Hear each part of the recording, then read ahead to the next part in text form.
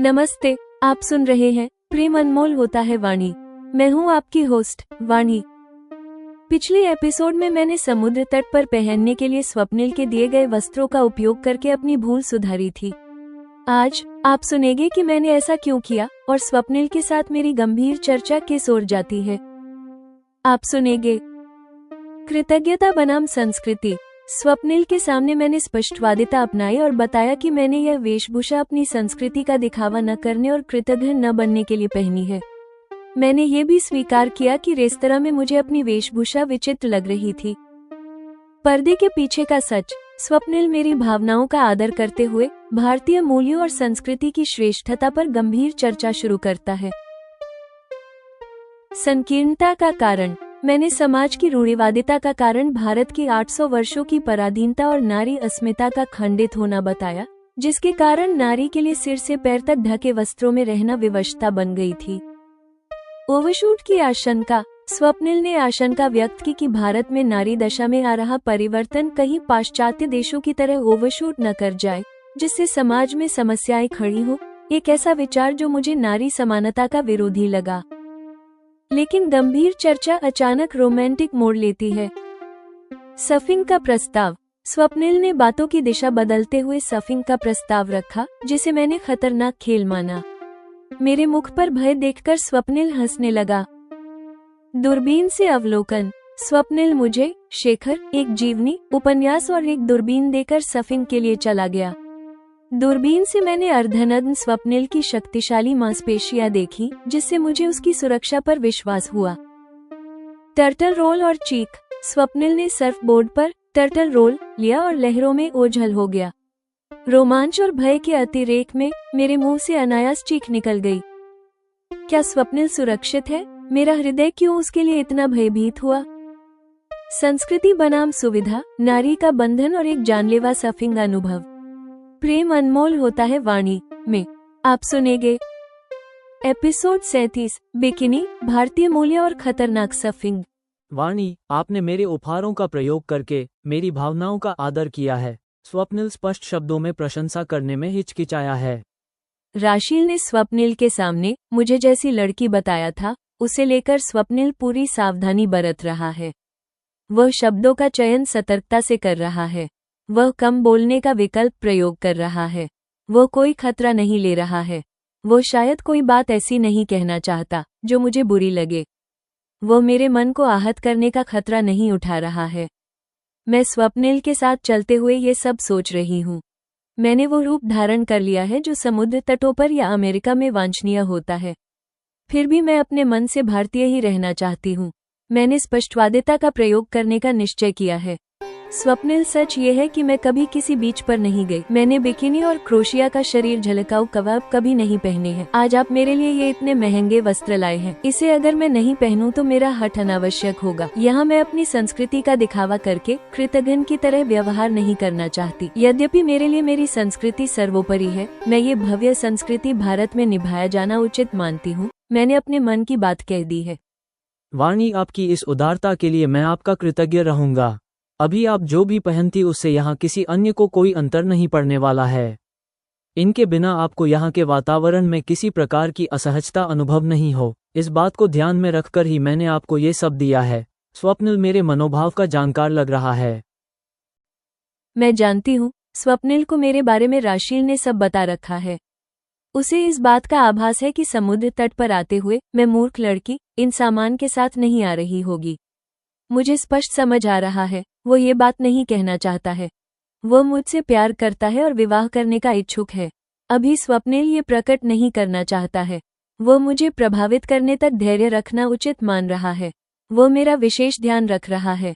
मैं भी समझ रही हूँ। मैं उसकी मेरे पर मुग्धता के बारे में अपनी जानकारी प्रकट नहीं होने देना चाहती हूँ। ये सच है, पहले मेरा विचार इन्हें नहीं पहनने का ही था। आप सही कह रहे हो। वास्तव में रेस्तरां में मुझे अपनी वेशभूषा विचित्र लग रही थी, इसलिए मैंने अपना विचार बदल दिया। यहाँ किसे पड़ी है जो इन सारी गोरी, आकर्षक, सुंदर और आधुनिक लड़कियों के होते हुए मुझे देखे। मैं भी यही सोच रही हूँ। मैं ये जताने का प्रयास कर रही हूँ कि मैं मूर्ख लड़की नहीं हूँ। चलते हुए अब हम बीच पर लगे हुए लॉन्जर्स तक आ गए हैं। स्वप्निल ने अपने कंधे पर लटकाया हुआ बैग किनारे रख दिया है। वाणी, अब अमेरिका में भारतीयों को लेकर धारणा बदल गई है। वास्तव में अब यहाँ के लोग भारतीय मूल्यों और संस्कृति की श्रेष्ठता का आदर करने लगे हैं। यद्यपि वस्त्र को लेकर मेरा मानना है कि जहाँ जो सुविधाजनक हो वहाँ वो पहन लेना अनुचित नहीं है। ये सब अन्य वस्त्रों की अपेक्षा अधिक सुविधाजनक होते हैं। अभी आप यहाँ रेत और पानी में स्वयं अनुभव कर सकोगी, स्वप्निल ने अपने विचार बताए हैं। आप सही कह रहे हो, मगर बात जब विशेषकर नारी परिधान की होती है तब भारत में असुविधा को भी सुविधा ही मान लिया जाता है। मैं नारी के प्रति समाज की रूढ़िवादिता की एक तरह से शिकायत कर रही हूँ। वहाँ लगे हुए लॉन्जर्स पर निर्भय पसरी हुई युवतियों को देखते हुए अब मैं स्वयं भी अपने लॉन्जर पर अधलेटी बैठ गई हूँ। प्राचीन समय में हमारी संस्कृति और मूल्य उन्नत और उत्कृष्ट रहे हैं। ऐसे में आज ऐसी संकीर्णता का होना क्या विचित्र नहीं है। वह समुद्र तट पर गंभीर चर्चा को आगे बढ़ाते हुए मेरा मत जानने को उत्सुक लग रहा है। मुझे यहाँ के वातावरण में ऐसी चर्चा विचित्र लग रही है, फिर भी मैंने इसे रोकने का प्रयास नहीं किया है। शायद इस संकीर्णता का कारण भारत की 800 वर्ष तक रही पराधीनता है। भारत में आए बाह्य आक्रांताओं ने जो अत्याचार किए और उन्होंने पराधीन रही भारतीय नारी की अस्मिता को जिस तरह खंडित या भंग किया, उससे उस समय के समाज में नारी के लिए सिर से पैर तक ढके वस्त्रों में रहना विवशता हो गई थी। यद्यपि अब हम स्वाधीन हो चुके हैं, फिर भी नारी परिधान की वो चल पड़ी परिपाटी कम अधिक रूप से आज भी जारी है। अभी भी हमारे समाज में बहुत से ऐसे लोग हैं जिनके होने से नारी उन परिधानों में ही सुरक्षित समझी जाती है। मैंने कुछ पल विचार कर चुकने के बाद एक तरह से भाषण दे दिया है। ये तो कुछ ऐसा लगता है खुले घूम रहे अपराधी से बचाने के लिए किसी निर्दोष को जेल में डाल दिया जाए, स्वप्निल ने संक्षिप्त टिप्पणी में ही सार कह दिया है। बात तो ऐसी ही है, मगर इसका औचित्य भी है। भारत की विशाल जनसंख्या और वित्तीय अपर्याप्तता से यह हमारी बाध्यता है। स्थिति अब सुधर रही है, किंतु नारी को निःशंक सुरक्षा, समानता और सम्मान पाने में अभी समय लगने वाला है। आपकी बुआ ने इस दिशा में अपना जीवन समर्पित किया है। नारी दशा सुधारने में वे अच्छा योगदान दे रही हैं। उनकी छत्रछाया में रहकर राशील और मुझ सहित अन्य बहुत सी नारियों को अपने व्यक्तित्व एवं गुणों को निखारने के अवसर सुलभ हुए हैं।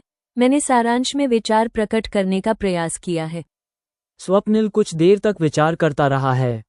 मैं आशा करता हूँ भारत में नारी दशा में आ रहा या लाया जा रहा परिवर्तन पाश्चात्य देशों की तरह ओवरशूट नहीं करेगा, उसने आशंका व्यक्त करते हुए कहा है।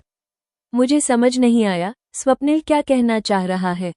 मुझे समझ नहीं आया, मैं अर्थ समझने का प्रयास कर रही हूँ। नारी को समानता मिले, इसकी निस्संदेह नारी अधिकारी है। फिर भी समानता मिलने पर वो इस अमेरिकी पीढ़ी की तरह की नारी नहीं बन जानी चाहिए। इससे समाज में समस्याएं खड़ी होती हैं। अपने अनुभवों से मैं भारतीय विचारों का समर्थक हुआ हूँ, स्वप्निल ने अपना मत व्यक्त किया है। मुझे लगा जैसे स्वप्निल नारी समानता का विरोधी है। यह विचार मेरे लिए अप्रिय है। कहीं आप नारी को पुरुष की पिछलग्गू बनाए रखने के समर्थक तो नहीं है? मेरा स्वर शुष्क हुआ है। इस पर किसी दिन हम पृथक चर्चा करें, यह अच्छा रहेगा। अभी तो हमें समुद्र तट के मन लुभावन वातावरण का आनंद उठाना चाहिए। उसने बातों की दिशा बदलते हुए पूछा, क्या आपने कभी सर्फिंग की है? स्वप्निल ने वातावरण अनुकूल चर्चा आरंभ की है। यह क्या होती है? मैंने अपनी मूर्खता छुपाने का कोई प्रयास नहीं किया है। वो देखो, वो जो कुछ लड़के लड़कियां वहां आ रही ऊंची लहरों के साथ अटखेलियां कर रहे हैं, वही सर्फिंग है। मेरा मन सर्फिंग करने का हो रहा है, स्वप्निल ने सामने सागर की ओर उंगली दिखाते हुए बताया है। मैंने सामने के दृश्य को देखा है। स्वप्निल ऐसा ही कुछ करना चाहता है। इस कल्पना से मेरे शरीर में भय की लहर दौड़ गई। नहीं स्वप्निल, मेरी मानो तो आप सर्फिंग करने का विचार त्याग दो। मैं तो कभी कहीं गहरे पानी में नहीं गई। मैं तो नदी या झील के किनारे पर ही पानी से खेलने और नहा लेने वाली लड़की रही हूँ। मेरे सामने आप वो खतरनाक खेल खेलोगे, ये देखकर मैं कांपती रहूंगी। शायद मेरे मुख पर भय की लकीरें उभर आई हैं। स्वप्निल जोर से हंसने लगा है। वाणी, मैं आपके साथ किनारे की लहरों का आनंद भी लूंगा। इसके पूर्व मैं उन ऊंची लहरों की सवारी करने वाला हूँ। मैं एक एडवांस सफर हूँ।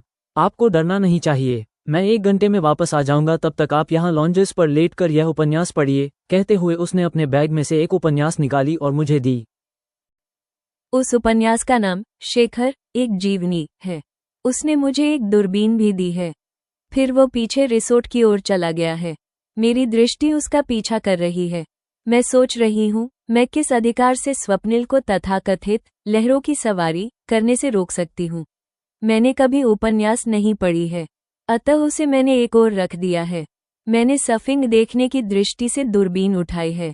उसे अपनी आंखों पर रखकर मैं लेंस एडजस्ट करते हुए सब दिशा में देखने लगी हूँ। कुछ देर में स्वप्निल अपनी बगल में एक सर्फ बोर्ड लिए हुए आता दिखाई दिया है। दूरबीन से उसने मुझे अपनी ओर देखता पाया तो हंसते हुए हाथ हिलाया है। फिर वो समुद्र की ओर बढ़ गया है। भयावह कल्पना करते हुए मेरी दृष्टि स्वप्निल पर ही लगी हुई है। उसने अपनी शर्ट भी उतार दी है। दूरबीन से देखने में हॉफ पैंट में उसके कंधों, हाथों और टांगों की मसल्स का उभार स्पष्ट दिखाई पड़ रहा है। मैंने सुना है जिम करने से शरीर की शक्ति बढ़ जाती है। मुझे स्वप्निल के अर्धनग्न शरीर को देखने से लग रहा है वो एक शक्तिशाली युवक है। स्वप्निल सुरक्षित वापस आएगा, मुझे विश्वास हो गया है। स्वप्निल ने रेत पर दौड़ लगाते हुए समुद्र की लहरों में प्रवेश किया है। फिर सर्फ बोर्ड पानी में छोड़ा है। वह उस पर खड़े होकर सामने आती ऊंची लहरों की ओर बढ़ता चला गया है। मेरी दृष्टि उस पर ही लगी हुई है। मेरी उंगलियां आंखों पर लगाई हुई दूरबीन का फोकस एडजस्ट करते जा रही है। मैं निरंतर स्वप्निल को ही देखे जा रही हूँ। अब तक स्वप्निल के शरीर पर पानी की बूंदें भी आ गई हैं। वो उसके गोरे शरीर पर सोने चांदी की तरह चमकती दिख रही हैं। स्वप्निल अब लहरों के बीच है। वह वास्तव में लहरों की सवारी कर रहा है। वह अब बोर्ड पर छाती के बल लेट गया है। तभी ऊंची लहरों के बीच बोर्ड पलट गया और फिर लहरों में स्वप्निल ओझल हो गया है। रोमांच और भय अतिरेक में मैं लॉन्जर पर से उठ खड़ी हुई हूँ। मेरे मुंह से अनायास चीख निकल गई है। मेरा मुंह खुला का खुला रह गया है। मेरे हाथों से दूरबीन गिर गई है। मुझे पता नहीं मैंने हाथ सिर पर रख लिए हैं। मेरी आंखों से आंसू निकल आए हैं। मुझसे कुछ दूर पर लॉन्जर पर लेटी एक गोरी युवती ने मेरी मनोदशा को समझा है। Don't worry, he is just taking the turtle roll. Look, he is back riding the waves now. चिंता मत करो, वो तो बस टर्टल रोल ले रहा है। देखो, वो अब वापस लहरों पर सवार हो गया है, वह मुझे बता रही है। ये सुनकर मैंने रेत पर पड़ी अपनी दूरबीन उठाई है। साथ ही मैंने उस युवती को देखा है। मैंने मुस्कुराते हुए थम्स अप किया है। लेंस को साफ करके मैंने पुनः दूरबीन अपनी आंखों पर रखी है। अब स्वप्निल पुनः लहरों के बीच दिख रहा है। मैं अपनी दृष्टि स्वप्निल के करतबों पर रखे हुए वापस अपने लॉन्जर पर लेट गई हूँ। कुछ मिनट बाद स्वप्निल बोर्ड पर छाती के बल लेटकर लहरों में जा घुसा और लहरें थमने पर भी नहीं दिखाई दिया है। मैं आशंकित हो गई। मेरा हृदय मेरे मुंह को आ गया है। पुनः भयाक्रांत अवस्था में मैं लॉन्जर पर उठ बैठी हूँ। जेमिनाई की समालोचना, रचनात्मक मार्गदर्शन और प्रस्तुति निर्देश। प्रिय श्रोताओं, एपिसोड 37 ने वाणी के आंतरिक और बाह्य संसार के बीच के संवाद को गहराई दी है। ये केवल एक रोमांटिक कहानी नहीं, बल्कि परंपरा और आधुनिकता, सावधानी और विश्वास और विचारों के आदान प्रदान की कहानी है। एपिसोड 35 की शक्ति और कथा विकास। संवाद की गहराई। वस्त्रों और नारी दशा पर उनका संवाद कहानी को एक बौद्धिक आयाम देता है और उनके बीच विश्वास की नींव रखता है। स्वप्निल की ओवरशूट की आशंका उसके गहरे चिंतन को दर्शाती है। चरित्र का विकास। स्वप्निल का धीरज और सम्मान उसके परिपक्व चरित्र को सिद्ध करता है। वाणी का सर्फिंग देखने की जिज्ञासा और स्वप्निल के लिए भय ये दर्शाता है कि वो अपनी सीमा से बाहर निकलकर उसे समझने का प्रयास कर रही है। रोमांटिक चरमोत्कर्ष। वाणी का दूरबीन से स्वप्निल के अर्धनग्न शरीर को देखना और उसके ओझल होने पर चीखना एक गहन भावनात्मक जुड़ाव को दर्शाता है। अकेले में की गई यह चिंता और भय उसके अवचेतन में प्रेम की शुरुआत को प्रकट करता है। ऑडियो प्रस्तुति के लिए अंतिम मार्गदर्शन। वाणी का स्वर। जब वह स्वप्निल के लिए भयभीत होती है तो उसका स्वर अतिरेक में भय और चिंता से भरा हो। उसकी चीख सहज और वास्तविक लगे। संगीत। जब स्वप्निल पानी में उतरता है तो संगीत रोमांचक और उत्साहपूर्ण हो। जब वो ओझल होता है तो संगीत अचानक से तीव्र हो जाए और डर का माहौल बनाए। अंतिम क्षण में संगीत हृदय की धड़कन की तरह तीव्र हो, जो वाणी के भीतर के भय को दर्शाता है। एपिसोड 37 समाप्त। कहानी अभी जारी है।